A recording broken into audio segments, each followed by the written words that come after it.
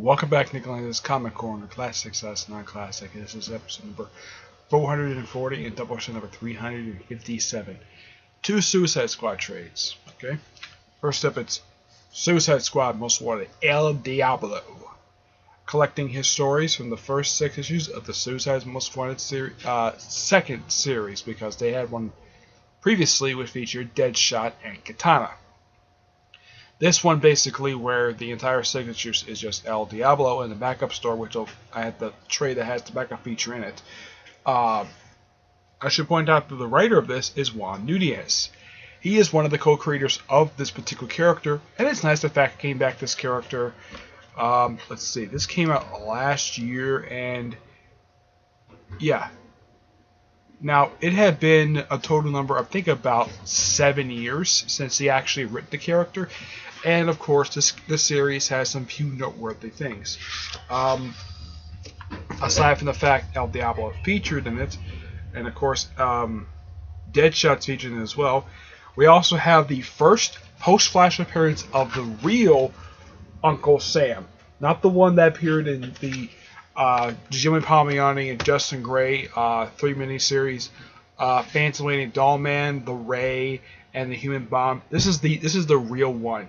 The one they had there was just a black guy, basically, who says he's Uncle Sam, which honestly makes no sense at all. The fact that he thinks he's Uncle frickin' Sam. We also have an appearance by the Parasite. This is actually the third Parasite. This is the one that showed up in the current universe. I think his name is Michael something. I know he's a Superman, though. I know that. Let's see.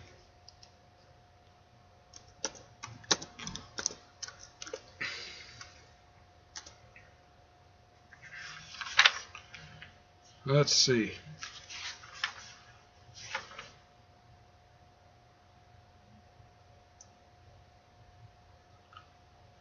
Let's see if I can find him here.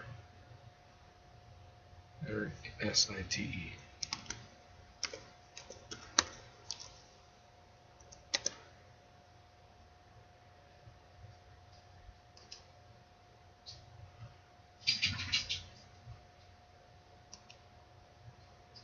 Yeah, this one, his name is, what is his name? His name is Joshua Michael Allen. Yeah, this is the third Parasite. Yeah, he appears in the series, along with a few other noteworthy characters. One, of course, is Lazarus Lane, which I believe he's the, I think he's the original. Yeah. The original El Diablo. Yep. Yeah, he was no Western character. Made his debut back in, I believe it was the 1970s. Yeah, it was October 1970 in All-Star Western Volume 2, number 2, I believe it was. Yeah, yeah, he appears in here. Let's see. We also have, if I can find him here. We have this new character named Azukar, who kind of looks like a female version of a Malador. Someone who's like a bull raider. Yeah, wears that costume. Let's see. We also have in this series Vulcan. Not familiar with him at all. This is him. I'm not all that familiar with this character, but I know he's a character from Free Flashpoint. So, yeah, I think he has his own series. He's from Metropolis, I think. We also have Deadshot in his New 52 look. Yep. Yeah, which, by the way, after Rebirth, he still kept this look. Yep. Let's see if I can find it here. Let's see. We also have Catwoman in her New 52 attire. Yep. And plus, a surprise appearance from a character who I think a lot of people who read Batman Eternal thought, hey, is this guy dead?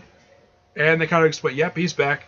It's the Clue Master, Arthur Brown. The guy who got killed by, I believe his name is Lincoln March. He was a Talon from the Court of Owls. Yeah, he slit the guy's throat in the penultimate issue of the series. And somehow he's here alive. As for what this is the only explanation I can think of, is that he had his throat stitched up because he had his throat slit by Lincoln March. Yeah. We also have the first in-universe appearance of this particular character. Now, this character has appeared in a comic before, basically adaptation of the video game that he made his debut in, Senzu. That's him right there. Yeah, he's a character who appeared in the video game Batman Rise of Senzu. He's the main villain of the game. This is his first in-universe appearance, but not his first comic appearance, because I believe there was a comic adaptation of the video game. Yeah. We also get appearance by somebody unexpected who appears in a book that has nothing to do with this character. Well, very little with this character at all. We have Batman in his Jim Lee design costume, though for some reason the bat symbol is pretty much the size of. Even though I think this came out as far as I can tell during Rebirth, but as far as I can tell, this takes place, I'd say, before Endgame. Yeah, I'd say before Endgame because he's wearing New 52 attire. But yeah, as for the whole bat taking over the chest thing, yeah, that is a Frank Miller thing. I have no idea why the artist Cliff Richards thought that was a good idea to do. Also, there's this character who looks a lot like Hawk Woman from the Hawk World series. Yeah, this character right here. Yeah, she looks like Hawk Woman. Shira Thal. Yeah, that's her name. This is one great This is one great series to read. I highly recommend it. Now, they do get credit for Amanda Waller's. They get credit for her, created by John Ostrander and John Byrne. But I think because it's El Diablo, the third El Diablo, they should have thrown in his creators. And his creators are Juan Nunez, who is basically the writer of this, along with two other people, Bill Hester and Adi Parks. Yeah, these two, along with him, are the creators of this version of El Diablo. And I'm thinking, though, why don't they get a credit in here? That's the only criticism I have for this particular trade, is the fact that this El Diablo does not get any credits at all, like, of who created him. Because you're thinking, okay, now I get the reason why DC decided to put him in had to lead feature the Suicide Most Wanted series, because people loved him in the Suicide Squad film. That's the reason why I could think of. And here's kind of the thing. The guy's not a villain at all. Despite the fact, when you think of Suicide Squad, you think of, well, a group of villains who are basically sent to Bel Rev. He's not necessarily a villain. He has killed people, and he is a convicted felon, but he's not a supervillain. But this is really good. I should note, though, that Uncle Sam did appear in his first miniseries he had, which is done by the original creators, and that was his only appearance. And then all of a sudden they put him in New 52, and he's part of the series. This is actually his first solo adventure he actually had as a character. Throwing Clue Master was interesting. I get the reason why I threw him in there, because, well, my guess is their bill appearance by Batman, and he only appeared, and that was like a quick little two-parter. This, by fact, this 6-part story. Yeah, good. I'm gonna give this a 9 out of 10. I do recommend this, especially people who are fans of Batman. So you get a chance to see Batman here, but he only appears for one issue. But also, if you like the film Suicide Squad and you really love the character El Diablo, I highly recommend this. Next up is Suicide Squad Secret Files, which basically contains the backup stories from the second series of Suicide Squad Most Wanted. And it features the 3 characters in the cover: Captain Boomerang, Killer Croc, and Amanda Waller. Now, for the 3 stories, the Captain Boomerang story, what goes around comes around, yeah, it's a 2-parter. It's Michael Moranci is the writer, Oscar Bazzalia is the penciler. Yeah, he's the one who does the Captain Boomerang story. This, of the 3 stories, I'd say the Killer Croc story is the weakest, because it's not really very interesting at all. It's written by Christopher Salva, and the artist is Brian Level. Yeah, it's not really a lot of noteworthy thing. It's not really an interesting story. I mean, I love the character Killer Croc, but This is just okay. It's not bad per se. It's got great artwork. Yeah, it's got great artwork, but yeah, I don't get why this story had to happen. I mean, I think that the writer could have done better. But yeah, the last story is a feature featuring Amanda Waller, and this one is done by Batola Alla and artwork by Matt Merhoff, and it's all about Waller. Yeah, you also get a chance to see her family in a flashback.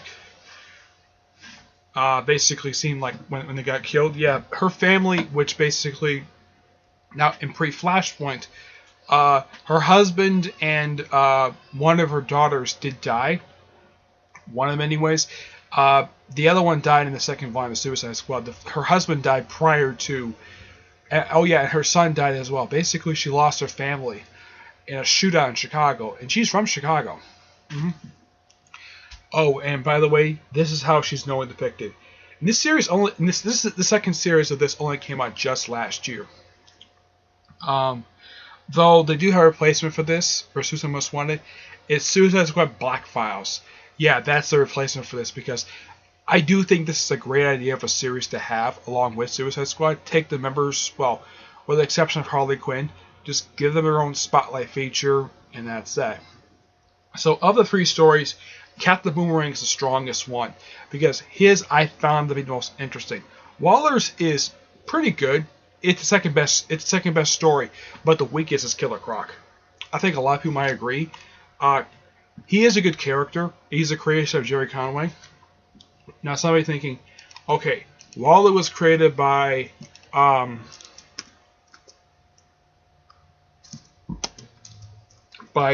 Ostrander and John Byrne, but who created Captain Boomerang? Well, I think this is the original one, Digger Harkness. The writers have since the creators have passed away for years. Created by John Broome and Carmine Infantino. Yeah, and this is also the same guy who also created the Reverse Flash. Yeah, he created this character as well. He's a Flash villain. Though for ever since 1980s, he's been heavily associated with the Suicide Squad. Killer Croc, on the other hand, prior to last year, has never been associated with the Suicide Squad. The only reason why that a lot of people agree with this opinion, the only reason why DC put him on the team is because he's on the team in the film, so throw him in the comic book for no reason at all. Oh yeah, and give him traits of King Shark for absolutely no reason. Yeah. Now, I kind of wish that Conway would have wrote a story for Killer Croc, because after he did create the character. The only thing he did recently, where he did return to a character he did create recently, he did the Firestorm feature for Legend of Tomorrow, and he did the Punisher annual. Juan Nunez did El Diablo. Mike Burr returned to doing Katana. Lean Ween, who had just recently passed away last weekend, he did the Convergence Swamp Thing miniseries, and he did the Swamp Thing miniseries that also came out pretty much like right after that with the same artist, Kelly Jones. So in the past couple years, you've had legendary writers and legendary writers come back to characters they helped create and sort of like retool them in a way and make very interesting stories. Which I think is great. Juan Nunez basically, now of all the characters, this version of El Diablo is only 9 years old. Yeah, this character has only been around for 9 years. While the rest of them, like Katana has been around since the 80s. So is Killer Croc. Firestorm and Punisher have been around since 1970s. But yeah. But there's nothing really bad about this one. It's just that, well, if you read this, okay, you start with a really good Captain Boomerang story, and then you have a mediocre Killer Croc story, and then you finish off with a pretty decent Amanda Waller story. The Waller story, nothing really wrong with it. I just kind of wish that Ostrander should have wrote this one, because after all, he created Amanda Waller, so I would have thought he would have got a chance. Oh, he did return to Suicide Squad last year as well. The same month the film came out, he wrote a one-shot called... There was a one-shot that came out last year with him as a writing credit. He did Suicide Squad, War Crimes. It's a one-shot that he did, and it's the first time he's actually done anything associated with the Suicide Squad since Volume 3 came out, which I believe came out in 2008. So it had been 8 years since he did anything with Suicide Squad. But I kind of wish he would have done something with Waller. That's just my honest opinion anyways. And kind of the same thing with Killer Croc. Kind of wish he wrote the story. Nothing against the writer who wrote these two people's stories. Boomerang, I found his story to be so interesting. And plus, introduced a new character, which, as far as I can tell, has not been featured since the story ended. Her name is Breaker. Her I found to be very interesting, and I would have liked it if they brought this character back. Yeah, here's a sketch of her. Yeah, interesting power. She turns her arm into DNA. Yeah, I would have thought they would have brought this character back at some point. But as far as I know, it's been like a year since this miniseries, almost a year since the miniseries ended. And as far as I know, there is no signs of the character coming back. But yeah, I'm going to get this an 8 out of 10. Well, actually 8.5 out of 10. The only reason I'll take a half point off is because the Killer Croc story was not very interesting at all. It's okay. It's not terrible. Yeah. Alright, that's it for this episode. Stay tuned for episode 441. And who knows what it's going to be. Okay? But until then, I'll see you there. Bye.